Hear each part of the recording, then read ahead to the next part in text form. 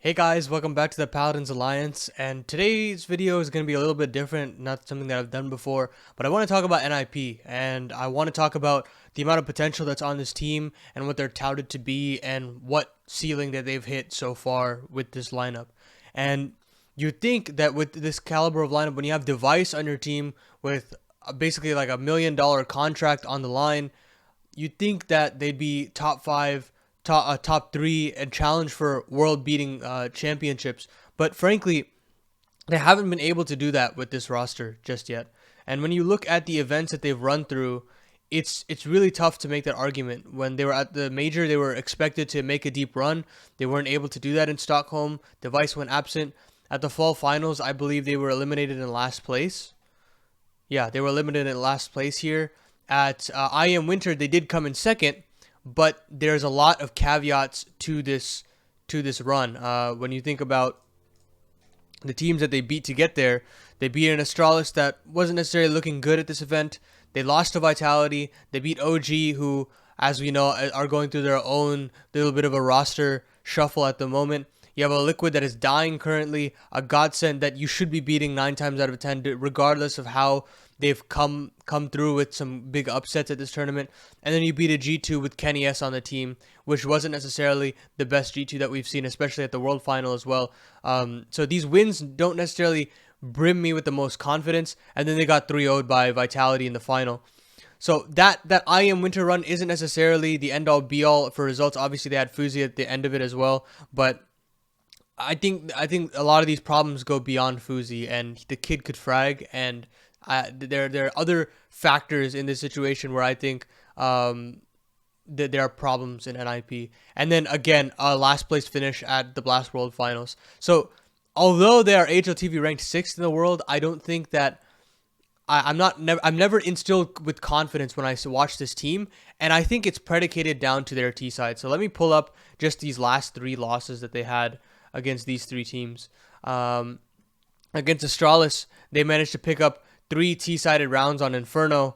On Nuke, they picked up only 5. They went into double overtime, or sorry, they went into overtime.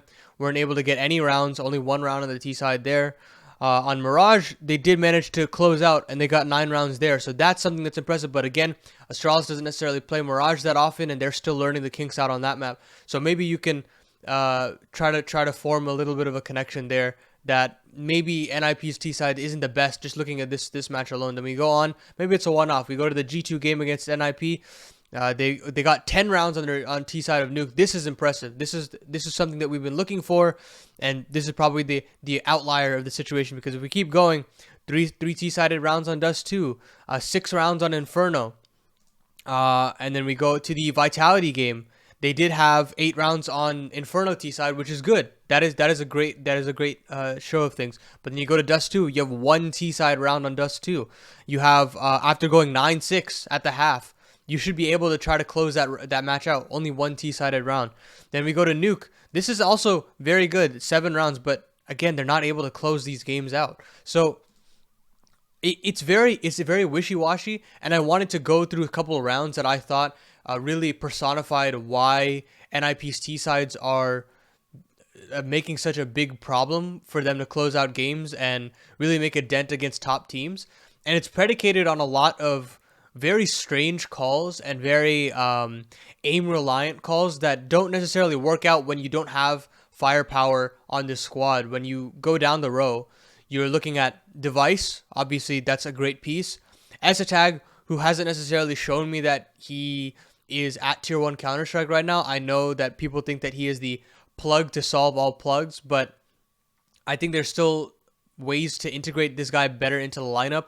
You have Rez, who's touted to be a very good entry player, and he isn't the most consistent player, which means that you can't necessarily get consistent results, because a lot of it's predicated on taking very dry aim duels and trying to outright win them, and it doesn't work all of the time.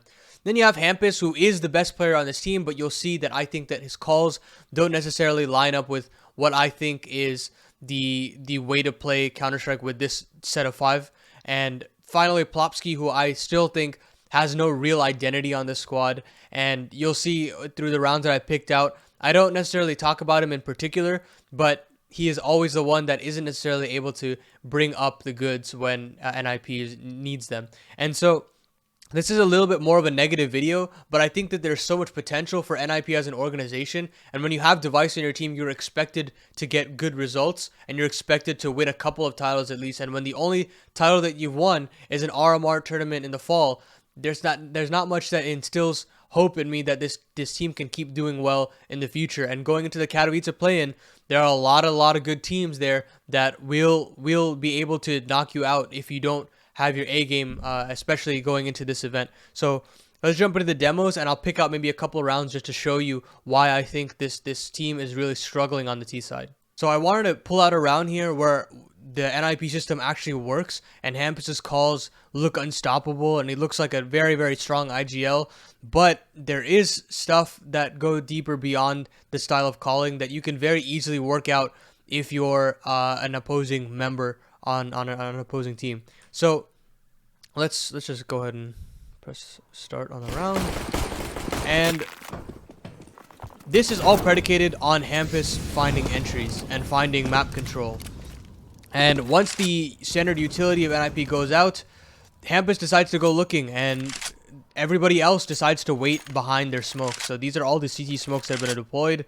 Smoke around near the squeaky area, smoke around the ramp area, and they've just stopped completely. Rez is the only person behind who has been assigned to actually smoke off the locker's position, and Hampus has to search for a pick here. And Astralis in this round don't necessarily go hunting for outside presence, and Glaive actually catches the timing. And this kill was probably flubbed by BlameF in my opinion, but Hampus still capitalizes and gets the kill, and he takes advantage of this.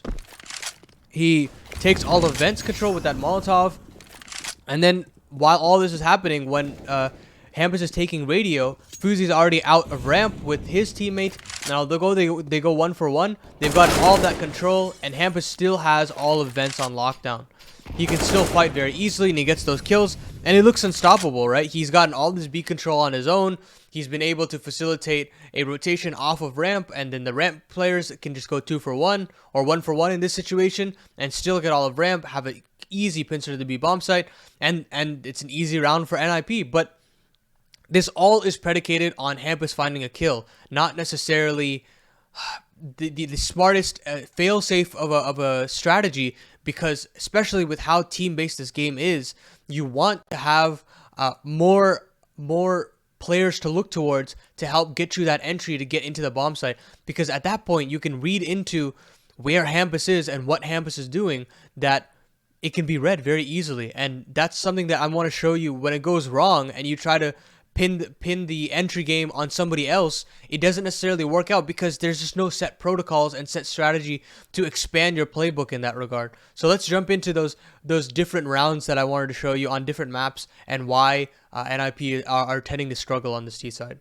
In this game, Astralis was absolutely battering NiP, and you can see clearly why. There's a lot of strategy that NiP tried to run on this T side that never worked out, and again they keep trying the same strategy, and they keep getting the same result. And this will be basically the culmination of NiP's T side in this particular game, where Hampus is being tasked with finding his own entry yet again. So he smokes off the potential Molotov that might come on the half wall, goes through his own smoke with no flash, and although he doesn't get punished for it, he kind of sits back. You can actually see BlameF from this angle, but he gets Molotoved off, he shirks back a little bit, and then he re-aggresses that once that Molotov disappears to see if he can find any sort of a pick. And he never gets offered anything really, and eventually he tries to fight a guy on coffins, I believe. Just wait a little bit. Yeah, he fights BlameF here on coffins and just loses the fight outright. And this is where, if Hampus is that far forward and you want to trade on that, you have to have these two players back behind him in go position with that spacing. And the spacing is completely off here. That doesn't allow for a trade to happen on BlameF. And for that reason, you have basically just wasted an entire body, an entire chance to get an entry, and you have to completely change your strategy at this point. And they have absolutely no map control. They've put all their eggs in one basket of going B once Hampus gets an entry, and it just can't happen, because you look on the minimap. Plobsky and Esitag have literally just sat outside of mid this entire round. We've literally gotten down almost half of the entire round, and we've just now gotten into mid. And with that being your only piece of map control, you've not cleared out any of apps. You have to make a pretty cheeky call here that would work out in your favor. So Plopsky is tasked with walking out once his Molotov expires. They all regroup down to mid, and without any utility, by the way, they have a smoke, 2 smokes, 2 Molotovs, and 3 flashbangs. You can do a world of hurt, especially when you found a little bit of a read here on the Astralis members.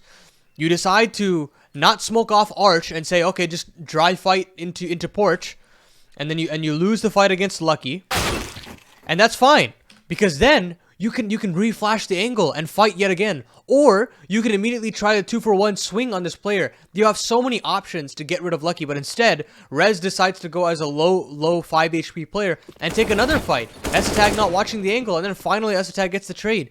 Now you're stuck in this very terrible 2v4 situation, and although the flash comes in, it's too far too gone.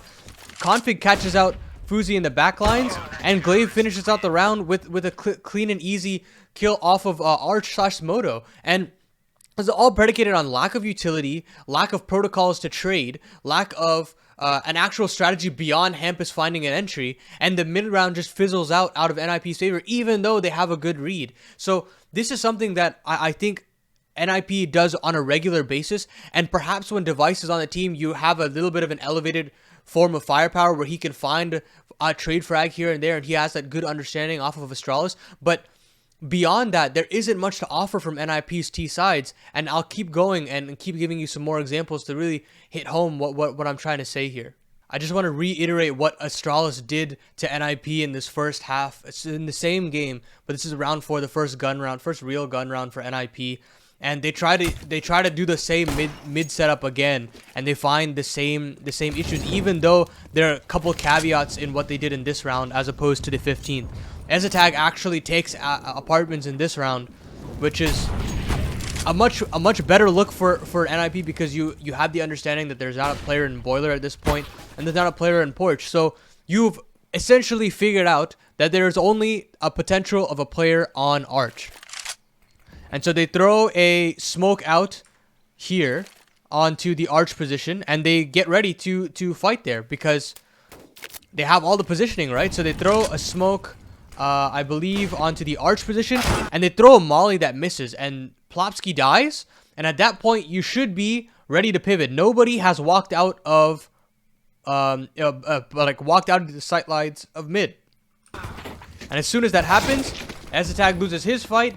They tuck in, and by the time the Molotov comes out, Lucky gets another kill, and perhaps that third kill is just predicated on Lucky's good rifling in this round.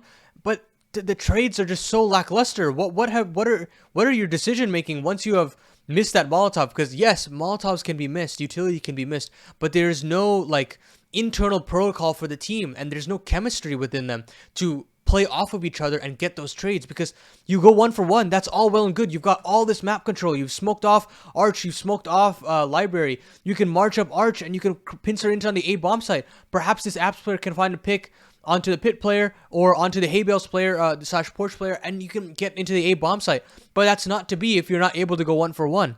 And for that reason, this round fizzles out just like the other one, where Fuzi does get a kill again on the Arch player, but at that point, he's left in an impossible situation, and he can't really close out the round, right? And this mid play that NiP love to do isn't always the smartest, and there's just never really any protocols behind this strategy, because you can take all of Arch through utility, but then you have to take brackets without taking too many casualties, right? And if you're not able to do that, then how are you able to post T-sided rounds? So Inferno is touted to be one of NiP's best maps, and they for some reason struggle severely on the T side to have the same type of chemistry that they have on the CT side. And we'll keep going on some different maps and see the similarities and differences there as well. This last point that I want to make about NiP's T side is a lot of the map control that they're getting, they're just being given this map control. They're not actually taking it through utility, trades, any of the standard protocols that you would have on a T side of a professional squad. So we'll see here in this round in specific, the IM Winter final, Vitality against NiP. Hampus decides to send 3 members down into the lower tunnels, and they give all the eggs into one basket again, with Hampus trying to search for a pick down mid.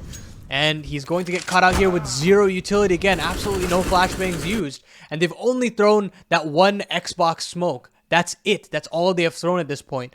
And at this point, what do you take, right? You have to look beyond Hampus and what NiP has to offer at this point in the game. So Apex actually gets a good amount of damage into Plopsky, and they throw a flash down mid very late for no apparent reason. I don't really know why they threw that flash, but Rez has now given all of Catwalk, especially that Vitality has 3 members on this side of the map. They don't have to fight for this control, so they're giving this over to NiP. That flash was also very questionable. It was a very half-ass clear. If you have a tucked-in player on Goose, that's an easy kill for ZywOo. Molotov goes out here, and just to dissuade anything from the NiP players. And while all this has happened, Esatag has basically sold his B lurk with throwing absolutely no utility, no real gunshots or anything to suggest that there is players on the B side of the map to keep the Vitality players honest. And he essentially just walks out mid. He walks out mid after you just had an AWP player kill a mid player from the B side of things. And he walks up all the way with Plopsky basically watching nothing. And you walk all the way up here into Cat. You have a flash in, a smoke as well. And here comes another Molotov. You brought it down to 30 seconds, especially now that smoke has absolutely no value. And Fuzi is forced to find a pick with 26 HP and loses his fight against Kyojin. And now the fight is so telegraphed from NiP. You understand that everything is coming from the Cat side of things. Plopsky has an impossible trade. Doesn't get much out of it. Down to 7 HP. He dies with not much to offer. And then Esatag is also left with an impossible clutch. Because you have given away all your information. You have given no sense of urgency in Vitality's gameplay that they need to clear something. They need to fight for some piece of map control because it's all been given to them. They have so much understanding that NiP is coming through Long and Cat. The long lurk obviously not working out, perhaps because of a little bit of lack of experience from Fuzi's perspective. Perhaps if you had to hide device in that situation, he might have found something. But NiP beyond Hampus isn't able to find anything, especially with the lack of map control that they're showing, and even with the map control that they're being given, they're not even taking it through the proper protocols. IEM Katowice is going to be a bloodbath of a tournament. You have teams like Astralis who now have time to revamp themselves. You have Fnatic and FaZe with their absolutely monsters of lineups. You have Entropic who have been looking good ever since the major. They weren't necessarily a fluke. You have Copenhagen Flames trying to fight back. You have ENCE to have just benched Dodo and will be announcing a new player shortly. You have Godsend who showed promise at IEM Winter big with Favin. Mouse with their academy changes, extra salt potentially with a bunch of new looks, OG having their own changes on the horizon. There's just so much to offer at IEM Katowice that if NiP isn't on their A game, this tournament is going to be a shocking awakening for them, and there's going to be a lot of fingers to point at. And I think that these main points that I made in this video are the most important ones as to how they should try to fix their problems moving forward. And hopefully they do. Hopefully they do, because I'd love to see them at the main event, and ideally they should show up there, but it's going to be a tough road ahead for them. So if you like this video, subscribe, follow me on Twitter, twitter.com/thatpaladin. Subscribe to my Patreon. I want to give a shout out to my only $25 patron, Seon Biswas. You're a G, man. Thank you so much. And if you guys want to join the Paladins Alliance, be sure to check that out. I have the link in the description. And my next few videos might pivot a little bit more to some more storyline content, so look out for that. But if that's everything for today, and I will see you guys in the next video. Peace.